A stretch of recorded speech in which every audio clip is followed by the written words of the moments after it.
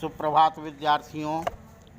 आज हम सब हिंदी पाठ्य पुस्तक बसंत भाग 3 पाठ 2 लाह की चूड़ियाँ का प्रश्नोत्तर अभ्यास करेंगे। तो कहानी से पहला प्रश्न है, बचपन में लेखक अपने मामा के गांव चाव से क्यों जाता था और बदलू को बदलू मामा न कहकर बदलू काका क्यों कहता था। उत्तर होगा बच्चों, बचपन में लेखक अपने मामा के गांव चाव से इसलिए जाता था क्योंकि लेखक के मामा के गांव में लाह की चूड़ियाँ बनाने वाला कारीगर बदलू रहता था। लेखक को बदलू काका से अत्यधिक लगाव था क्योंकि वह लेखक को लाह की ढेर सारी रंग बिरंगी गोलियां देता था जो उसे बहुत अच्छी लगती थी। वैसे तो लेखक के मामा के गांव के होने के कारण उसे बदलू को बदलू मामा कहना चाहिए था, परंतु लेखक उसे बदलू मामा न कहकर बदलू काका कहता था क्योंकि गांव के सभी उसे यही कहा करते थे। प्रश्न 2, वस्तु विनिमय क्या है?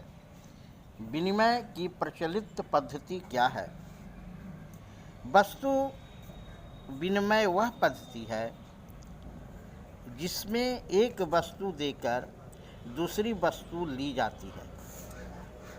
पुराने समय में वस्तु के लिए पैसे नहीं लिए जाते थे, बल्कि वस्तु के बदले वस्तु दी जाती थी। किंतु अब मुद्रा के चलन के कारण वर्तमान परिवेश में वस्तु का लेन देन मुद्रा के द्वारा होता है। अब विनिमय की प्रचलित पद्धति पैसा ही है। प्रश्न 3, मशीनी युग ने कितने हाथ काट दिए हैं? इस पंक्ति में लेखक ने किस व्यथा की ओर संकेत किया है? उत्तर, इस पंक्ति में लेखक ने कारीगरों की व्यथा की ओर संकेत किया है कि मशीनों के आगमन के साथ कारीगरों के हाथ से काम धंधा छीन गया है, मानो उनके हाथ ही कट गए हों। उन कारीगरों के रोजगार इन पैतृक काम धंधों से चलता था। इसके अलावा उन्होंने कभी कुछ नहीं सीखा था। वे पीढ़ी दर पीढ़ी अपनी इस कला को बढ़ाते चले आ रहे हैं और साथ में रोजी रोटी भी चला रहे हैं, परंतु मशीनी युग में उनकी रोजी रोटी पर वार किया गया।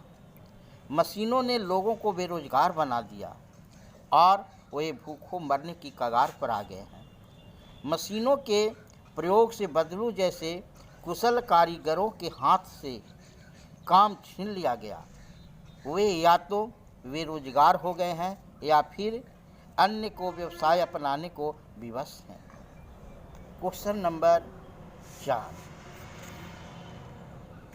बदलू के मन में ऐसी कौन सी व्यथा थी जो लेखक से छिपी न रह सकी?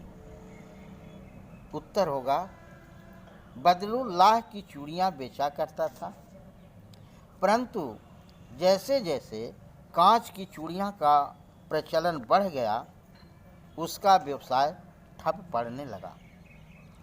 अपने व्यवसाय की यह दुर्दशा बदलू के मन ही मन कचोटती थी। बदलू को मन में इस बात की व्यथा थी कि मशीनी युग के प्रभाव स्वरूप उस जैसे अनेक कारीगरों को बेरोजगारी और उपेक्षा का शिकार होना पड़ा है। अब लोग कारीगरी की कद्र न करके दिखावटी चमक पर अधिक ध्यान देते हैं। यह व्यथा लेखक से छिपी न रह सकी। क्वेश्चन नंबर 5, मशीनी युग ने बदलू के जीवन में क्या बदलाव आया? उत्तर, मशीनी युग से बदलू के जीवन में यह बदलाव आया कि बदलू का व्यवसाय बंद हो गया। वह बेरोजगार हो गया। काम न करने से उसका शरीर भी ढल गया। उसके हाथों माथे पर से न उभर आई। अब वह बीमार और चिंतित रहने लगा। कहानी से आगे क्वेश्चन नंबर 2। लाख की वस्तुओं का निर्माण भारत के किन किन राज्यों में होता है? लाख से चूड़ियों के अतिरिक्त क्या क्या चीज़ें बनती है?